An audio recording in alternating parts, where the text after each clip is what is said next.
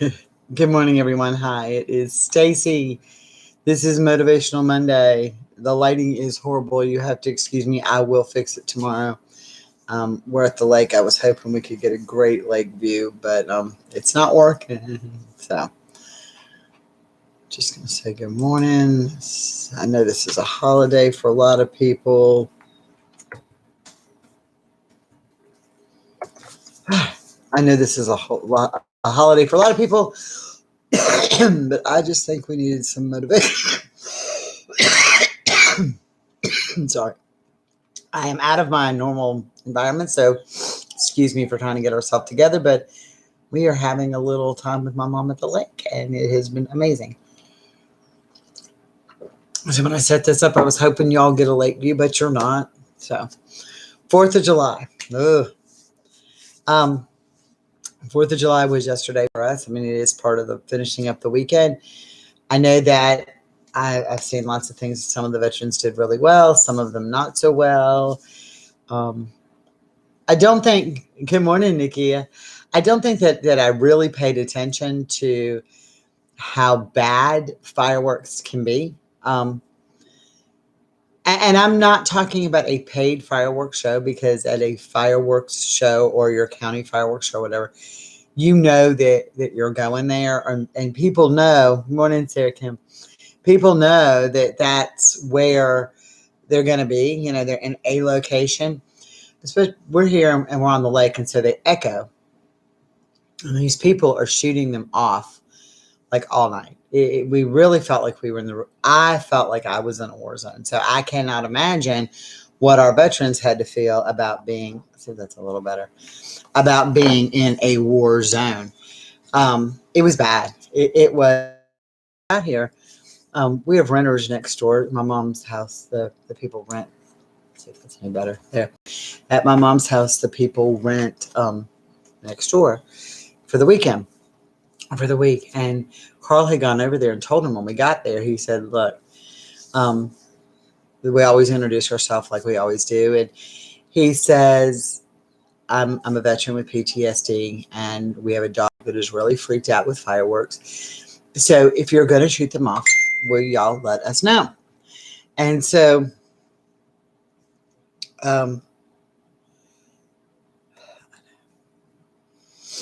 breaks my heart.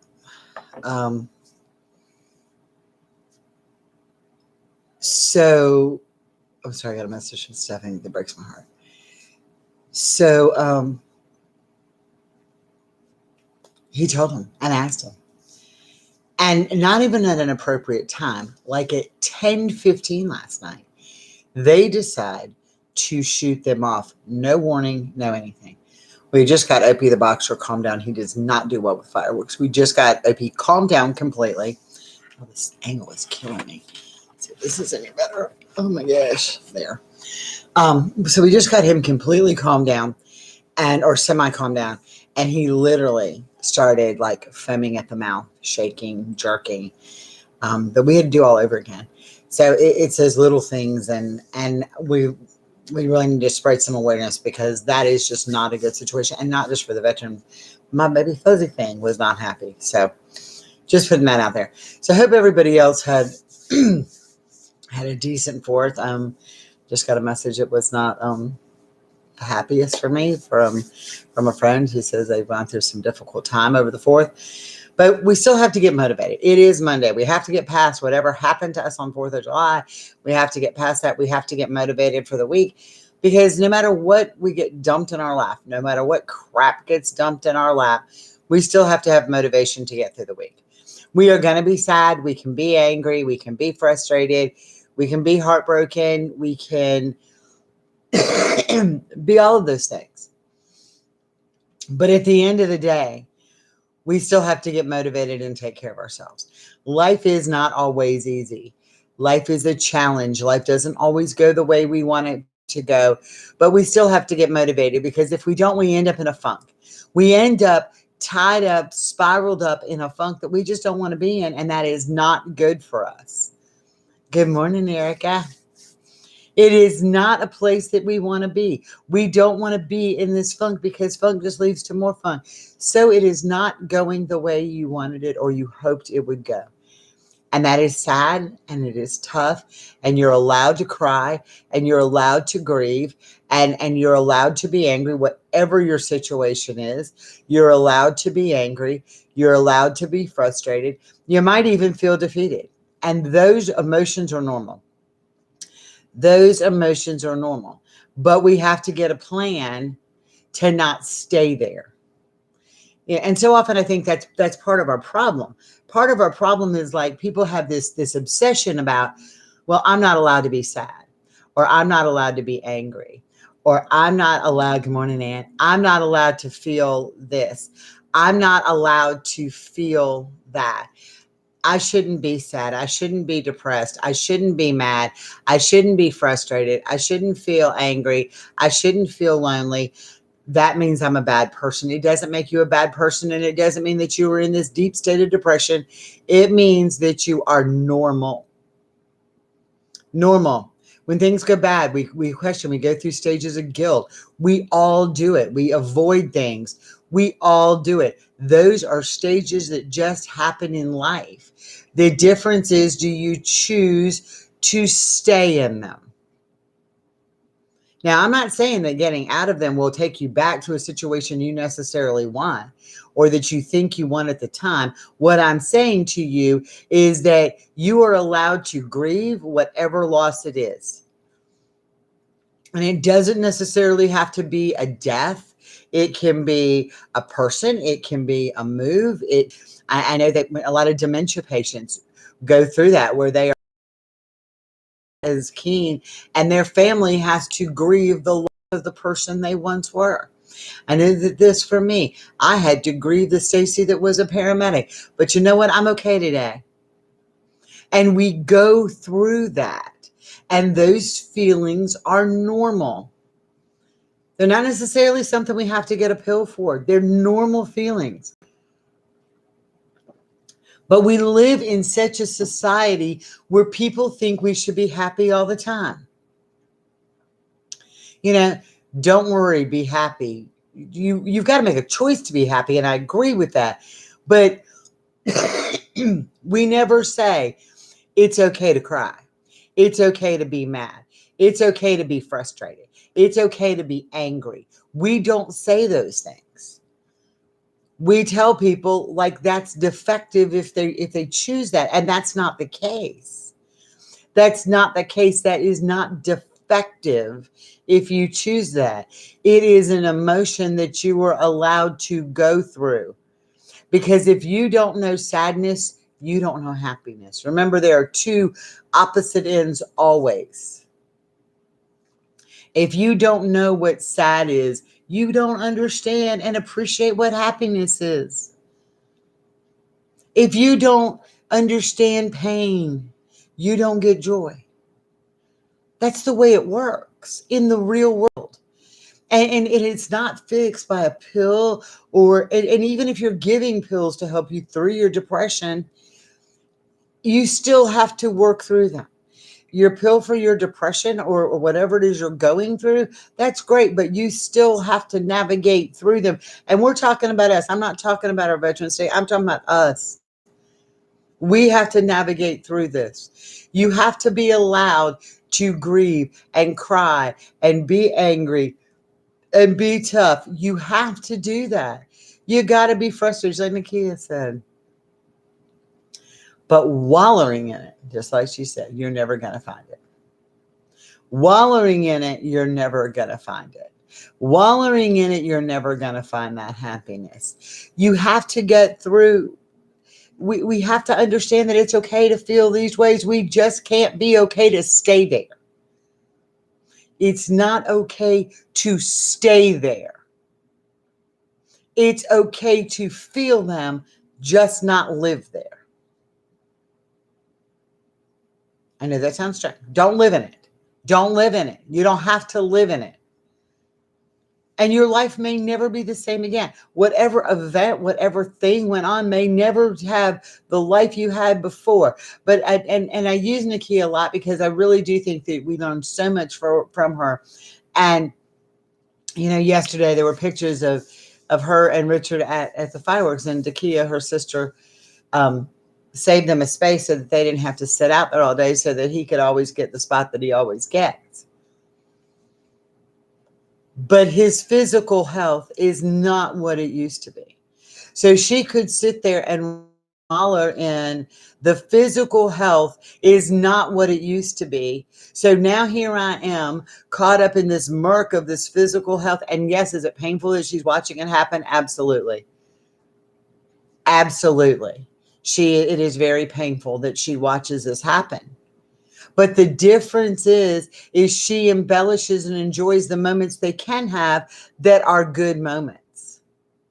And that is the difference, because she doesn't stay in it.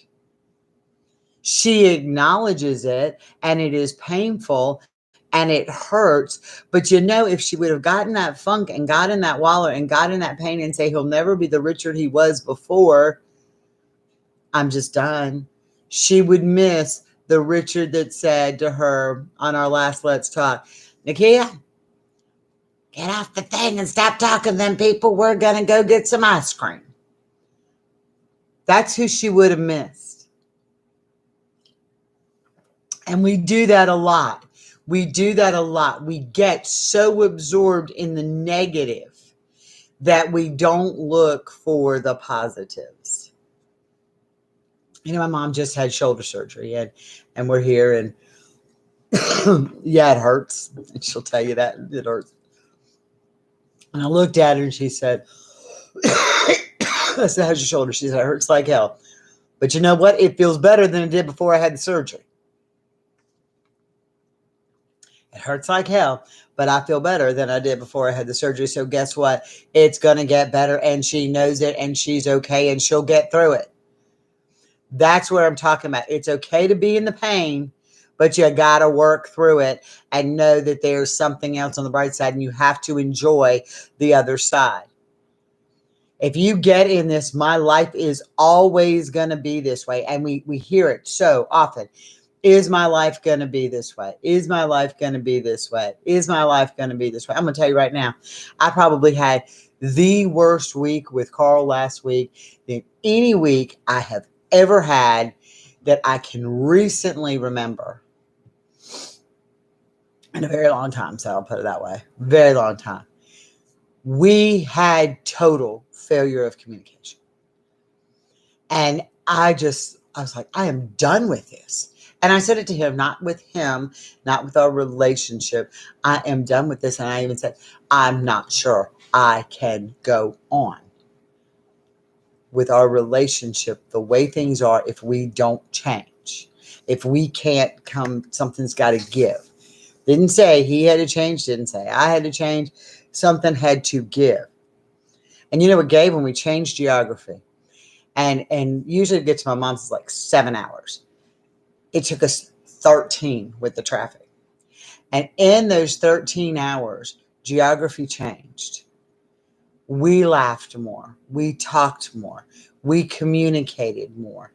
And now it is amazing. It was one of the toughest nights I ever had to watch him go through was last night. Toughest night ever. But had my mindset not have been different from changing that geography and getting out of our funk, all we were doing, and the thing is that like for 3 days we were arguing, 3 days we were disagreeing, 3 days we were going through a really rough period of time. And the problem was those 3 days we were doing that, we were talking about the same thing, the same point. We were just wrapped up in the muck.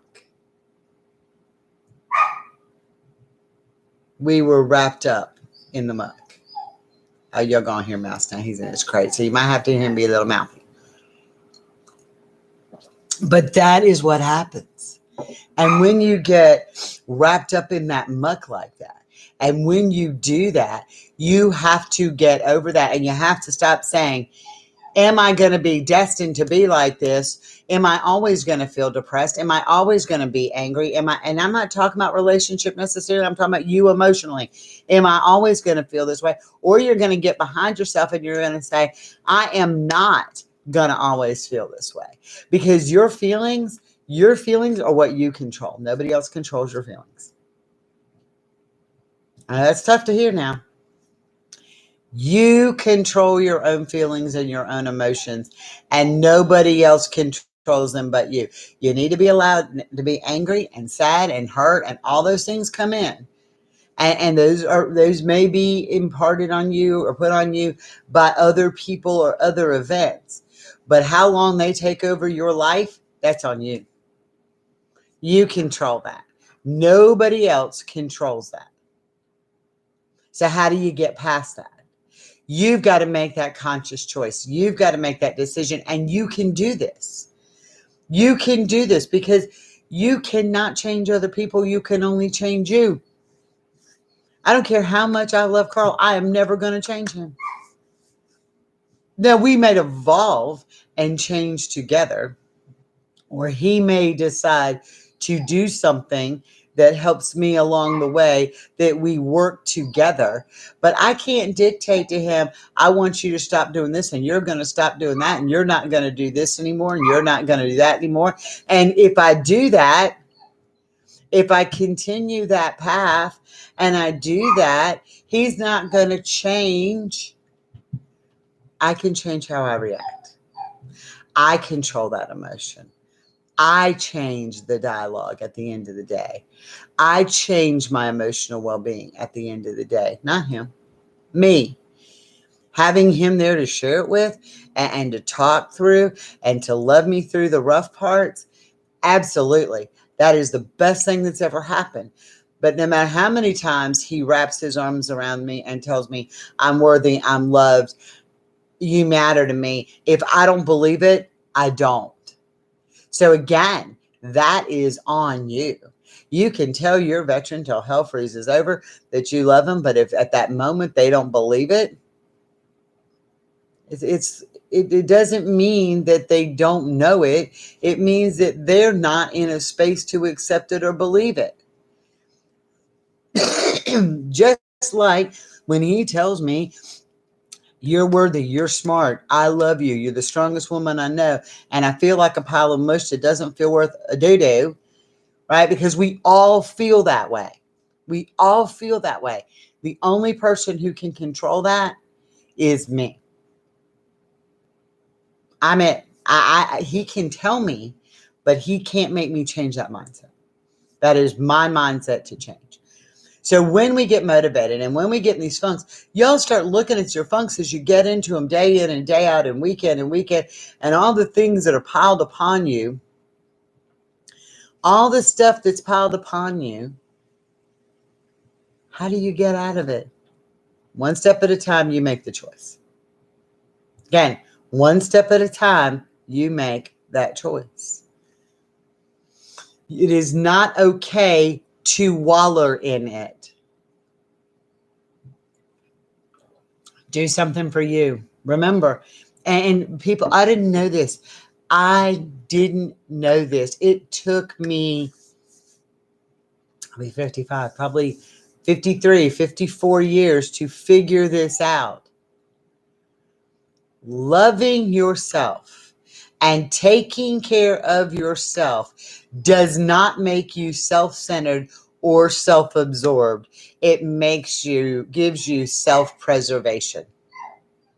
Okay? If you don't love yourself and take care of yourself first, absolutely first, you're not going to be able to do anything else. There are days you don't like yourself. I don't like myself. I get it. There are days that happens. But if on the days that you don't like yourself, the only person who can change you is you. So if you don't like yourself today, odds are nobody else likes you either.